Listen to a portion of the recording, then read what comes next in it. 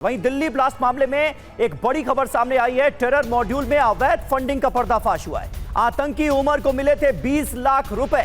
जैश ए मोहम्मद से फंडिंग होने का शक है। अवैध वित्तीय चैनल्स के जरिए यह फंडिंग की गई थी, हवाला के जरिए यह पैसा पहुंचा था।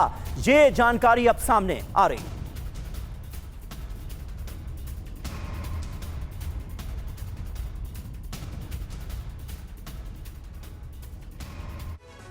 तो आतंकी उमर का जैश कनेक्शन क्या है, ये भी आपको बताते हैं, क्योंकि डॉक्टर उमर के जैश से संबंध होने का शक सामने आया। आतंकी उमर को 20 लाख रुपए मिले थे और अवैध वित्तीय चैनल्स के जरिए ये 20 लाख रुपए आए थे। जी हां, हवाला के जरिए ये रकम पहुंचाई गई थी, ये जानकारी मिली है। जैश ए मोहम्मद से फंडिंग हो सकती है, इसका शक है कि ये पैसे डायरेक्टली जैश ए मोहम्मद से मिले। कई हवाला डीलर्स को हिरासत में लिया गया है, पूछताछ जारी है। आरोपी डॉक्टर्स ने नूह में कैश देकर फर्टिलाइजर खरीदा था और ये जो खरीद हुई थी ये कैश में हुई थी, ये सीधे तौर पर पता चला है।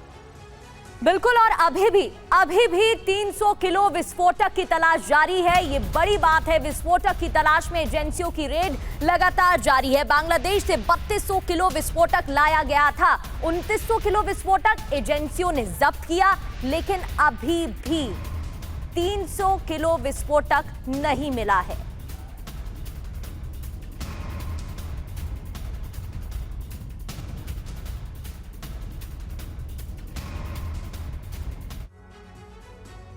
तो कहां है 300 किलो विस्फोटक? ये बड़ा सवाल अभी भी खड़ा हो रहा है। एजेंसियां हालांकि जांच में जुटी हैं। जांच एजेंसियों को 300 किलो विस्फोटक की तलाश जारी है। 300 किलो अमोनियम नाइट्रेट की तलाश हो रही है और अलग अलग स्थानों पर छिपाया गया है ये विस्फोटक। जी हां, हजारों किलो अमोनियम नाइट्रेट बरामद किया गया था फरीदाबाद से और अभी भी 300 किलो गायब है। बांग्लादेश से 3200 किलो विस्फोटक लाया गया था, यह पता चल चुका है। फरीदाबाद से आपको याद होगा 2913 किलो विस्फोटक बरामद हुआ था। 360 किलो जांच के लिए नौगाम ले जाया गया और नौगाम में बहुत दुर्भाग्यपूर्ण हादसा हुआ, जहां जांच के दौरान ही विस्फोटक में धमाका हो गया और उसमें कई लोगों की जान चली गई, जिसमें एफएसएल टीम के लोग भी हैं। 2553 किलो विस्फोटक एजेंसियों के कब्जे में है, जिसे जब्त किया जा चुका है, लेकिन करीब 300 किलो विस्फोटक अभी तक बरामद नहीं किया जा सका है। यह अपने आप में बहुत बड़ी चिंता का सबब है। बिल्कुल, और विस्फोटक की तलाश हालांकि की जा रही है। शुक्ला सर, आपसे मैं समझना चाहूंगी, यहां पर लगातार जांच एजेंसियां जुटी हुई हैं सबूत इकट्ठा करने में। 300 किलो विस्फोटक अभी भी नहीं मिल पाया है। इसको छिपाने की पूरी कोशिश की गई है, लेकिन लूप होल कई सामने आए। शुरुआत में भी लापरवाही कई देखने को मिली, जिसकी वजह से यह हादसा हुआ, और अभी भी कई सच ऐसे हैं जो सामने निकलकर नहीं आ पाए हैं।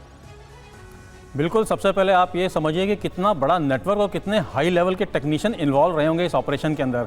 जिस तरह से देखा जाता है कि एक कमर्शियल ग्रेड यूरिया खरीदा गया, अमोनियम नाइट्रेट, और उसके बाद उसको कन्वर्ट किया गया एक्सप्लोजिव ग्रेड के अंदर। सबसे पहले मैं आपको 3 चीज़ें बताना चाहता हूँ, इनमें फ़र्क क्या होता है। सबसे तीनों में क्या है कि उसके कंपोजिशन की बात करें तो जो यूरिया ग्रेड होता है उसके अंदर 34% नाइट्रोजन होती है, बाकी अलग चीज़ें होती हैं। लेकिन अगर हम एक्सप्लोजिव ग्रेड में देखें तो 50% नाइट्रोजन और 50% ऑक्सीजन होती है। सेकंड चीज़ होता है ग्रेन्यूल्स के शेप में, ये होता है हमारा अमोनिया, और दूसरी इसमें यूरिया में, और बिल्कुल फाइन पाउडर में होता है एक्सप्लोजिव ग्रेड के अंदर। और तीसरा होता है उसका मॉइस्चर लेवल इस यूरिया के अंदर 14% होता है और एक्सप्लोजिव के अंदर अप्रॉक्सीमेटली 1% से नीचे होता है। ये बहुत ही ज़्यादा अनस्टेबल केमिकल माना जाता है। ये किसी भी हल्के से शॉक से या फिर इलेक्ट्रिक स्पार्क से फट सकता है, जैसा कि हमने नौगांव में देखा। लेकिन ये काम क्या इतना आसान होता है कि मतलब फर्टिलाइजर खरीदा, अमोनियम नाइट्रेट उसमें से निकाला और उसको कहीं ना कहीं फ्यूल ऑयल के साथ मिलाकर विस्फोटक बना लिया? ये इतना आसान काम है?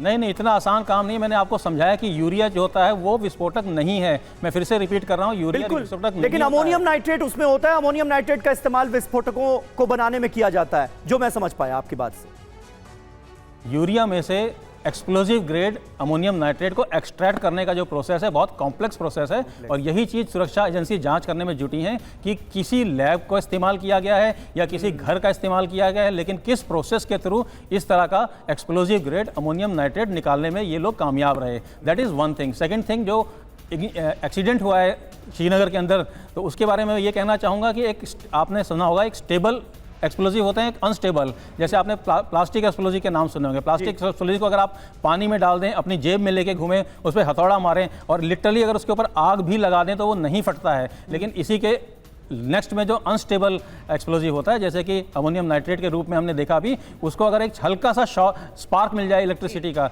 या अगर फ्रिक्शन यानी शॉक की वजह से, फ्रिक्शन की वजह से थोड़ी सी गर्मी पैदा होती है, 170 डिग्री पे वो ब्लास्ट हो जाता है पूरा।